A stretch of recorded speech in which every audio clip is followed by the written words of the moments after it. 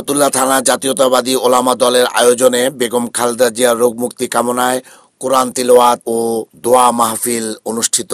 সোমবার রাতে ফতুল্লায় জাতীয়তাবাদী ওলামা দল ফতুল্লা থানার আয়োজনে বিএনপি চেয়ারপারসন বেগম খালেদা জিয়ার রোগমুক্তি কামনায় কোরআন তিলাওয়াত ও দোয়া মাহফিলে অতিথি হিসেবে উপস্থিত ছিলেন এনায়েতনগর ইউনিয়ন বিএনপির সভাপতি অ্যাডভোকেট আলমগীর হোসেন।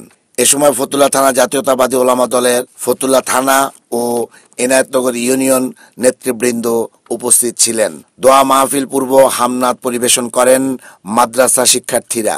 শেষে বিএনপি চেয়ারপারসন বেগম খালেদা জিয়ার রোগমুক্তি কামনায় বিশেষ দোয়া অনুষ্ঠিত হয়। Report NAN TV news desk.